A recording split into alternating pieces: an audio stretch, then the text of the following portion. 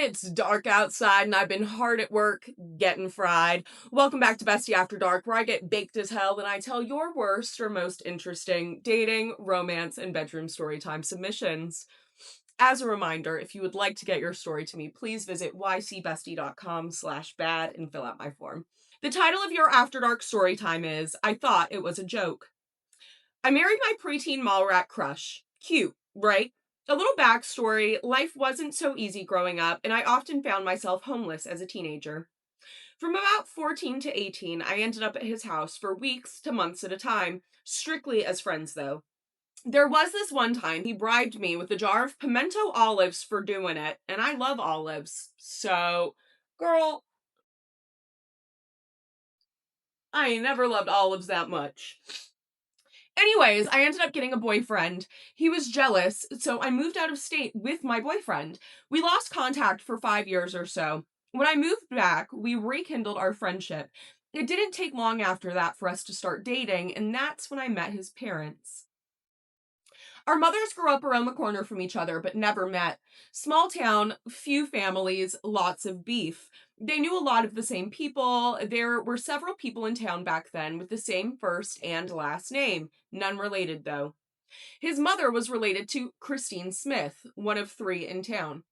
My mother was friends with a Christine Smith and set Christine up with her cousin, Tom Jones, one of the two in town. Tom went by the nickname Chief so as to avoid any confusion, but none of the Christines had a nickname. Christine and Chief got married. The other Tom also marries a different Christine.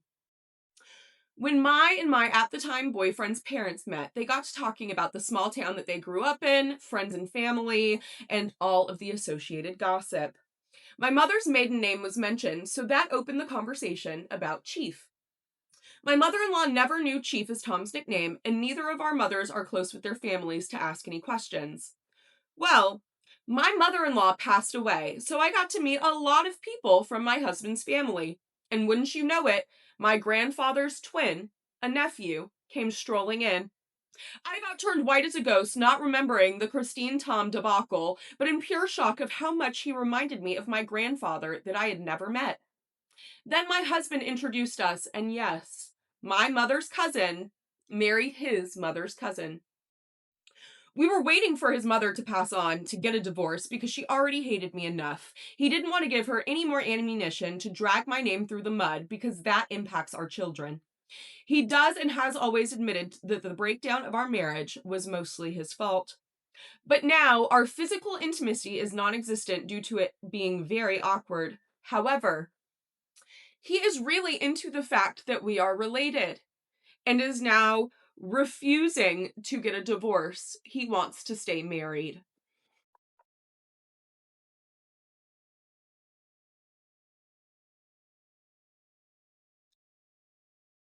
Yes, dear reader, he wants to stay married because they are cousins and that turns him on.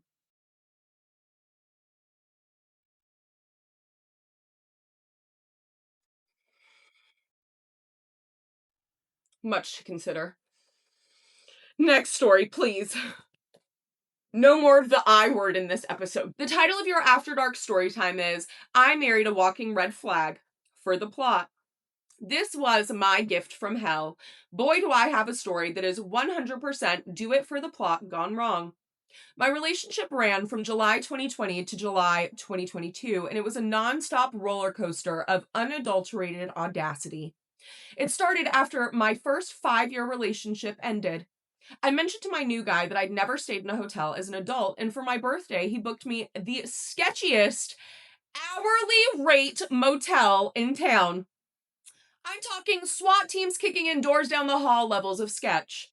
The kind of place that takes cash, no questions asked. The love bombing in the totaled car.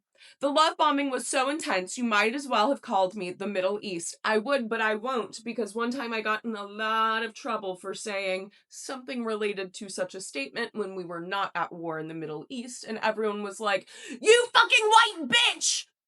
Of course you would assume that everyone in the Middle East is at war."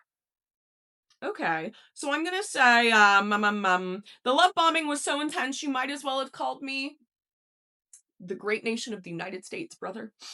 But the mask slipped when he totaled his car, driving intoxicated. He spent the entire time screaming insults at the officers, and the only reason he wasn't hauled off to jail immediately that night was because I showed up and I played the sweet, very worried girlfriend to de escalate the situation. He was not sweet. The reality of the plot: he proposed fast, like way too fast. My logic at the time: forget it, I'll do it for the plot. But the reality was a nightmare. I went from an ex who was, well, let's say very enthusiastic about my anatomy to a man who had a literal bush, refused to reciprocate. I went from an ex who was, well, let's say very enthusiastic about my anatomy to a man who had a literal bush, refused to reciprocate, and couldn't even get going without a motivational speech from me first. What do you mean by that? What the hell were you saying? um As soon as I moved into my new apartment, the drinking started from sunup to sundown. He would get so tilted he'd pound on my doors until his knuckles bled. I was broke as hell and I felt stuck, even losing my best friend over this whole ordeal. And then he ruined my favorite holiday. The 4th of July used to be my favorite holiday, and he made sure to ruin that. One year, his cousin told everyone to stop shooting off bottle rockets in the yard, but he wouldn't stop. So I stepped in and I backed his cousin up. He completely freaked out on me, so I left to clear my head and grab a drink from Casey's. He lost his mind, and he called his mom on me. His mom called me because she already knew how he was, so I went back to pick him up, but he refused to go home and demanded that we drive around to watch the fireworks. When I said I didn't want to, he sat in the passenger seat, screaming at the top of his lungs for what felt like forever. I tried to turn up the radio and drown him out, so he started kicking my dashboard and radio over and over again, almost breaking it. I finally gave in just to make it stop, but it was the worst night of my life. I'm still trying to reclaim the 4th of July as a holiday that I can enjoy. The perfect wedding and the final straw. Despite all of this, we got married on 2/22/22 at 2:22 p.m. You were really hoping that that would help something, weren't you? It's okay.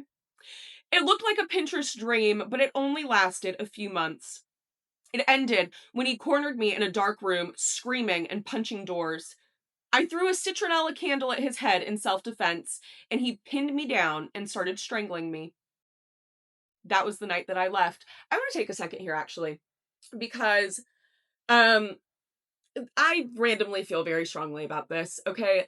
If your partner is choking you, and I do want to say there is a difference between like consensual, mutual, this is something that I want, and going along with someone else's desires, right? If your partner is choking you, they're not like choking you in like a, oh, like 50 Shades of Grey. 50 Shades of Grey is really what popularized this, okay? And I could go on for quite some time about this. But if you are being choked, you are not being choked in like a, oh, he's so dominant and like he's asserting his dominance on me. No, you're being strangled by your partner. And you do not see it that way because it is being presented to you societally differently as something that should be normalized as like a completely average bedroom behavior. And that is incorrect. Okay. Especially, I will say, a lot of individuals that come from a background of similar to mine tend to think that these like extreme or violent acts in the bedroom are just what it is, right? Like that's just, it just comes along with it. No, no, I had to find that out for myself. Not everyone is doing that shit, babe. And you do not feel bad. You do not need to feel bad. You might feel bad, but you don't need to for saying no, for saying I'm not comfortable with this, for saying I do not want to do that. I'm good. Okay. You are not being choked. You are being strangled. And I implore you to make that difference in your mind because it makes a world of difference when you think about it that way. Okay. I could go on for a while about other bedroom behaviors that are effectively passing along abuse in the bedroom. Unless, again, this is something that both of you want. You're both so into this. You love it so much. But like CNC is another one. If your partner is really, really into CNC and you are not, that's a problem. That's a problem. Moving on. Don't choke anyone ever. Bedroom, outside of the bedroom, in general, you strangulatory freak. That was the night I left. He tried to gaslight me into coming back by claiming he'd call the cops and they ordered me to return home. That's not how that works, you fucking idiot. It wasn't until I was safely at a friend's house gardening that I realized this man's microphone on his phone was broken. He hadn't called anyone, and plus, he was so anti-cop that he would never have done that. I should have known better. The aftermath. We are finally divorced. He even tried to stiff me on his half of the filing fees after we'd already agreed to it. P.S. I do have screenshots of this nonsense and photos of what this man actually looks like if you want to see his face. Because again, this is the man who almost broke my car radio over fireworks. Let me know and I'll send them over. Girl, hashtag bored. Email me the pictures. I'll make fun of him just privately for you and I. We'll have a bonding moment. Honestly, if you're in my Discord server, fuck it. Send pictures of your ex and we'll be mean to them. The title of your After Dark story time. Play stupid games. Win stupid prizes. I am a paid musician. I create music all day and I get paid for it. I have accomplished my dream locally. I dated another local musician for about 8 months and we inevitably broke up because he is a bum. I'm 28, I have my own place, and I take care of my siblings. He's 42, and he lives in his mom's basement. This man was the definition of the bare minimum. Good on you for making that distinction, that that's just who he is. Okay, because seriously, some people, they might be doing their best, and their best just isn't good enough, and it's okay to admit that. He literally told me, I don't want to buy you flowers, and then called me a gold digger for wanting them. They always move like that when they're broken, miserable. Or, pause, or they buy you flowers, and it's all like symbolism for other people to see, for other people to be like, oh, look, I want to be like them. So interestingly, my ex-husband for Valentine's Day, right before we separated, so we separated in April, right? He was no longer, to my knowledge, he wasn't having any affairs. He wasn't, he was on good behavior. And so he wanted to give me like a very, I don't want to say dramatic, but you know what I mean? A gift that would be perceived by others, right? He orders 200 roses from Sam's Club. Now, all of those roses need to have the leaves removed. They need to be trimmed. First, they have to be unboxed and fluffed. And then you have to remove all the extra shit. You have to trim the actual stalks. You have to sort them into bouquets. Who do you think did all of that? Who do you think had to have all of that done before he got home? Because he wanted to see the outcome, not the work. Girl, fuck them men and their bum ass flowers, even when they do give them, okay? A real man, a good man, it might be a grocery store bouquet, but motherfucker, you're not gonna have to do a real man, a good man. It might be a grocery store bouquet, but you're not gonna have to do a damn thing to it. Okay? An even better man, if he has the money to do it, is going to a florist. He didn't like spending time at my house and always wanted me to leave my house to garden in his mom's basement. My siblings aren't my kids, but I love them and I love taking care of them. 3 kids, full-time job, full-time school. I don't have a lot of extra time, but he was very clingy and always complaining that I didn't spend enough time with him. But he wanted me to have his baby, even though I told him I don't want any more kids. He comes back with, but what if it's an accident? But I already don't spend enough time with you. You don't want to buy me flowers and you want me to carry your child? I'm sorry, but don't date a woman with children and expect to be their number one priority. Blah, blah, blah, blah. He's a bum. I dumped him. He had recorded some of my songs for an album that I was working on, and he released one of the songs from my album without my permission and fucked up the description. Obviously, I was very upset because one musician to another, that is fucked up. Initially, I wanted to cuss him out. I wanted to put my hands on him the whole nine, and I just can't go do that. You know, laws and whatever. So I devise a plan.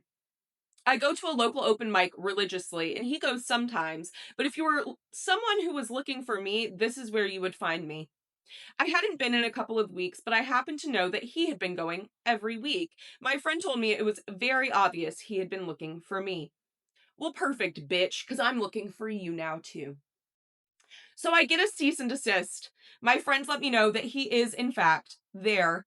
I look hot as fuck, bitch. I look expensive. I'm wearing a red, sparkly, backless dress. My hair is done. My makeup is done. Heels to die for. Let me set the scene. I show up with my new man while he's on stage. I'm feeling wicked. He's singing a cover of some stupid song, I Want Your Skull. Yeah, motherfucking right, I do. He gets off stage and I immediately get on. I say to a crowd full of musicians, my friends, our friends, I have a question for all the musicians here. How would you feel if you spent 3 years working on an album and someone released your unfinished work without your consent? Everyone screamed, I'd be pissed, kick his ass. Different versions and different variations of angry yelling. And then I say, okay, what do you think I should do about it? Sue him, take him to court, kick him in the balls. Cue a full bar of angry musicians screaming and yelling. So then I walk up to him. I slap the cease and desist on the table in front of him and I say, this is for you. See you in court. Then I go, anyways, this is my song, Spiritual Felonies. It belongs to my album, Reflections of Souls, that I released today, and it can be found on all streaming platforms. Then I go into performing my song while the whole bar of our mutual friends boos him until he leaves. Boo! Get out! I have it all on video. Then my little sister clowned him in the parking lot all the way to his car for being a 42-year-old bum living in his mom's basement, and I'm a real man, and he's a loser. Anyways, I hear he moved out of his mom's basement shortly after this. The distributor did take the song down, so I never actually had to sue him. But I did write a killer diss track, and I've considered mailing elephant shit to his doorstep via poopsenders.com. However, he's left me alone since, so I'm keeping the song and the shit delivery in my back pocket just in case he ever decides to provoke me again.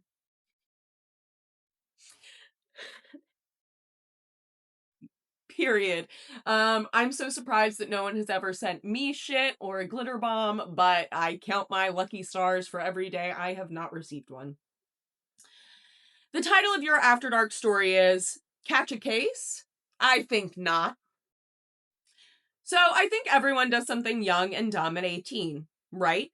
Well, my stupid thing was joining a throuple. And by joining, I mean I let two 25-plus-year-old goofballs move into my house that I bought with 20 dogs. What?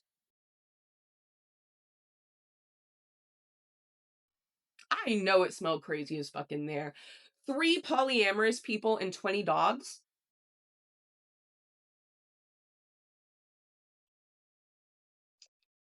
Definitely smelled crazy. Um, I was the only one who had a job.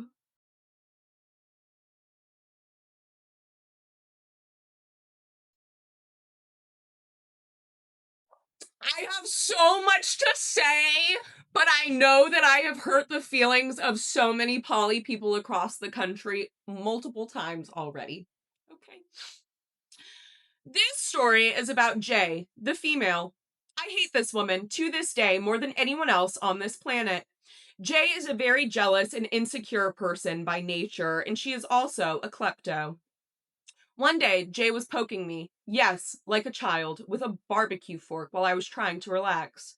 I had a migraine. I wanted to be left alone. The man in this situation, C, also told her to stop. But she continued to poke me, and I snatched her by the hair and I took the fork from her. You're so funny for that. Jay then ran screaming and crying from the room. I laid back down for a bit, and C was scrolling on his phone. About an hour later, I walked back into the living room to feed the dogs. To set the scene of the next stupidity, imagine Jay as a pasty white Danny DeVito. Curly hair and all, and this woman charges from the bathroom down the hall at me with a fucking shower curtain rod. Unfortunately for Jay, I regularly hunt with running hogs and do things other than sit on my fucking ass all the time like her. Oh, I lost your story. God damn it. I was really into it. Take me back to the day. Is it you? Yeah. I caught the shower curtain rod with my wrist and I took it from her. She proceeded to run, crying again, out of the front door. Logically, when I spoke with C, the answer should have just been dump her, kick her out. But no, it obviously couldn't be that simple.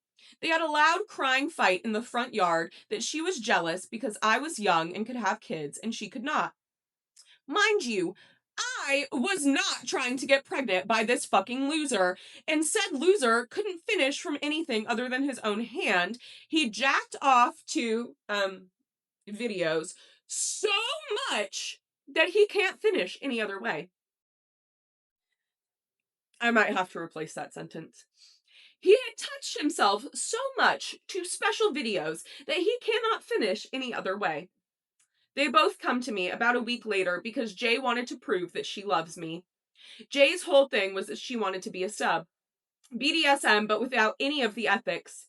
Jay would ask to be hit, and while I did not indulge this, C did. Jay came to me and she asked me to cut her.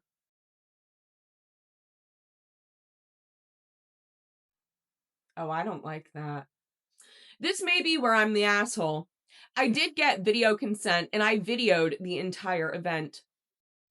For about 2 hours, I very carefully carved the word whore into Jay's back. It is about 2 feet long and 8 inches wide. I made it more than deep enough and wide enough on each letter to leave very thick scars that can be very clearly read even from a distance. I also carved my name into the back of her neck. She had routinely stolen things, stolen from my family as well. She lied quite often to get out of being an adult, cleaning, cooking, working, literally anything but sitting on her ass. Then, when I kicked her out, she waited until I was at work to come back and steal sentimental items from my family and childhood. When my daughter was unexpectedly removed from the earth, right? The big M. I'm sorry, I'm not trying to make light of your situation. I think we're all aware that as a creator, there are certain words that my videos will be flagged and removed if I say, right? So after somebody removed her daughter's life, 3 years after they broke up, Jay posted her own GoFundMe for my child.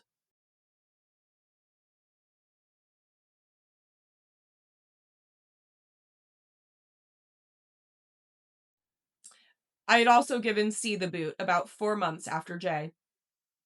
I do not regret anything about that carving. I still have pictures, and when I feel a swelling rage today, I look at them and I feel better. Remember, kids, when doing sketchy shit, you need video consent. She tried to claim that I held her down and I violently did this after we broke up, but 2 hours of video clearly shows me asking if she wanted to stop, if she needed a break, if she wanted some water, if she was okay with what I was carving. The video doesn't lie. God damn. So she knew, she was fully aware of like what you were carving into her skin the whole time. Wow. That is something the fuck else, I tell you what. The title of your story time is Bitches Be Petty. It's me. I'm Bitches. So back in the day, I was a little wily. I lived with 3 other women, one of whom was my cousin, and the other 2 were good friends, both of whom had their own relationships. There were things going on behind the scenes, like my 2020 escapade across New England, which is not the cause of this story, but it is a catalyst. My cousin had been pretty upset with me for leaving, and when I came back, I had an eviction notice. In hindsight, it was totally warranted. I was a skeevy little 20-year-old who didn't truly have any respect for anyone until about 3 years later, but that's besides the point. I move in with a friend, and I spend a lot of my time ranting and complaining to one of those good friends' boyfriends as well. The three of us had always been very close. One thing leads to another, and we sleep together. A few times turns into a lot of times. I'm not proud of it, but in my mind, I wanted to get back at her and by proxy, my other roommates. And the only way that I could do this in my illogical, undeveloped frontal lobe was to screw her boyfriend. After a while of this, I start to feel guilty, and the girlfriend has blocked me pretty much everywhere, but not on Venmo. I Venmo her $1, telling her that I had an affair with her boyfriend and that I likely am not the only girl he'd been seeing behind her back. To this day, I'm not sure if she ever knew or found out, but I do pray that she found someone better. Now, friend.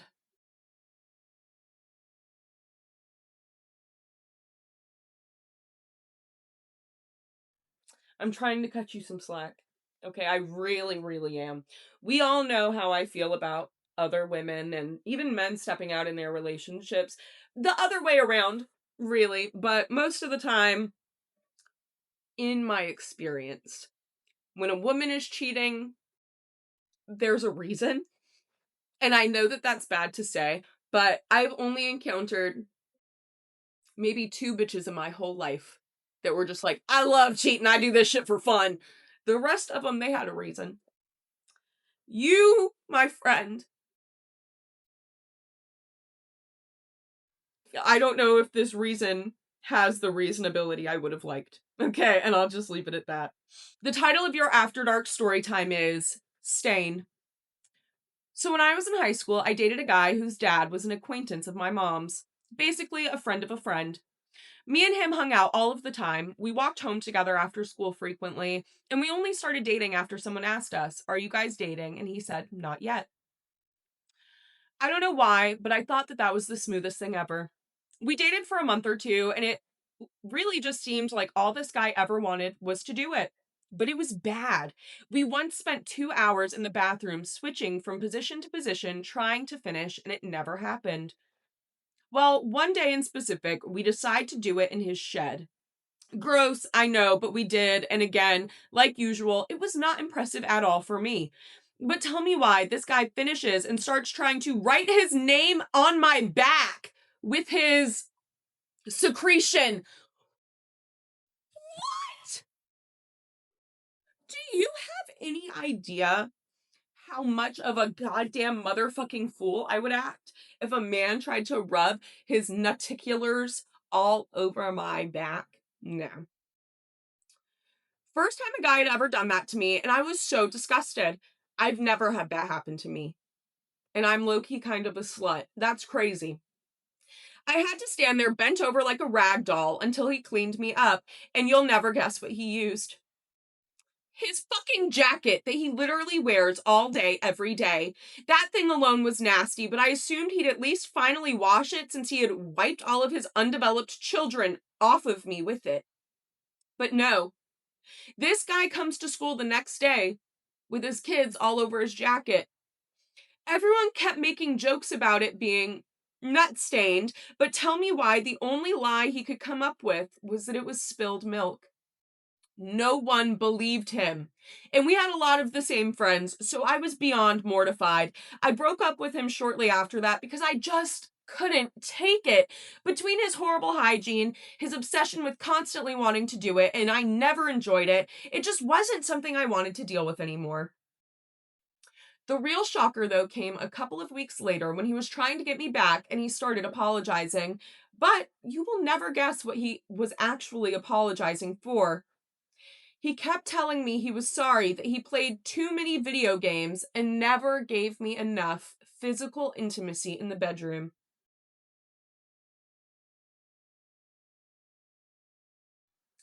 I had literally never even seen this guy touch a fucking game controller the entire time that we had been dating.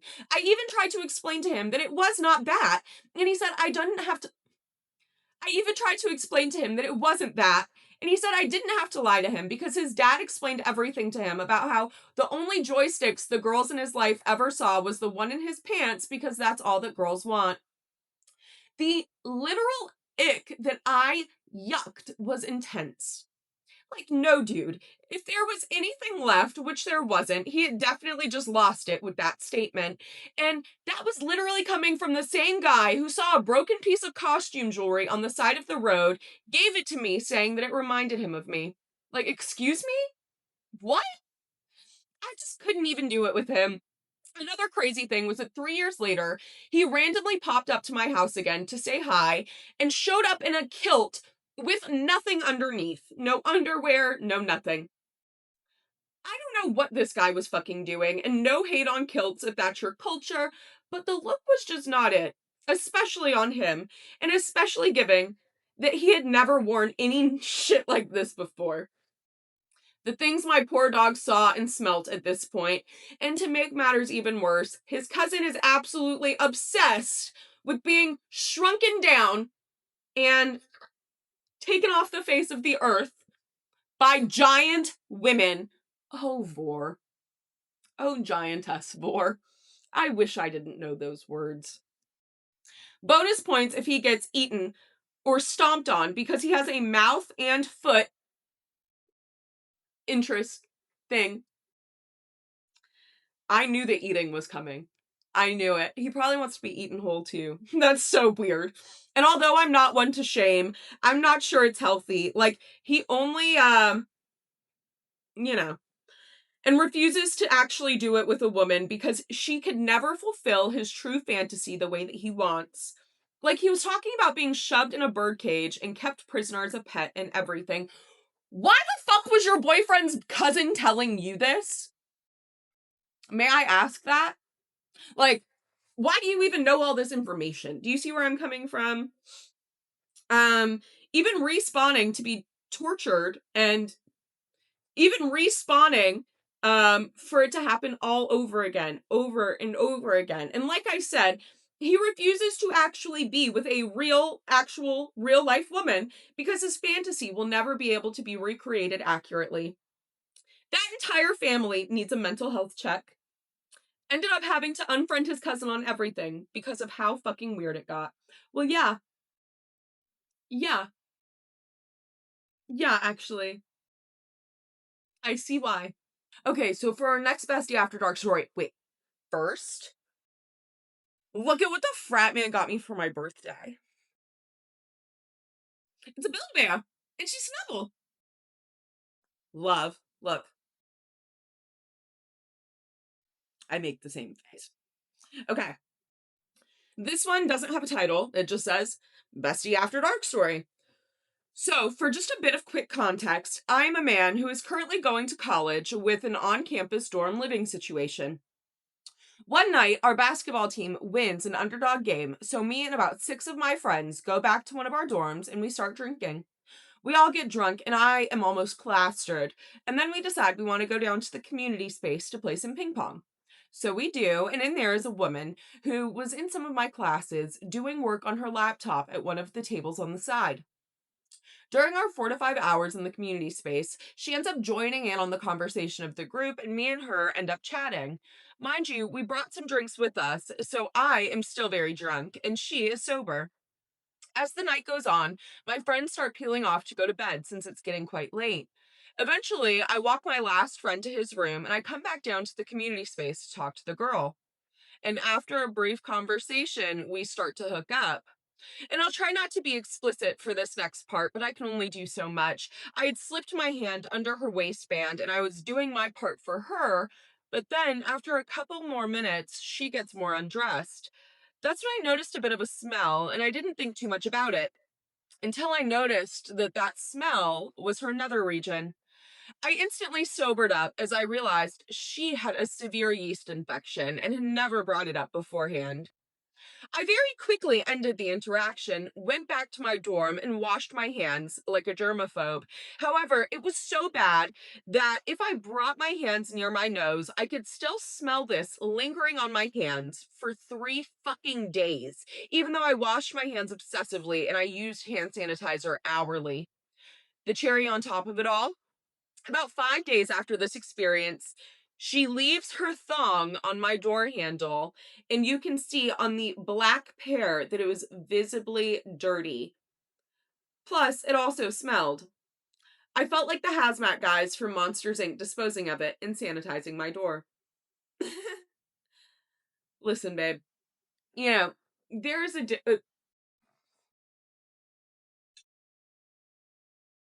the only thing that cooter should smell or taste like is cooter. Let's start there.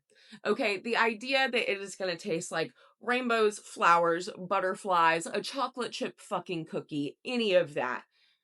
Asinine and egregious. But should it be horrific as described? No. And we can all agree on that. Thank you so much for joining me for this week's episode of Bestie After Dark.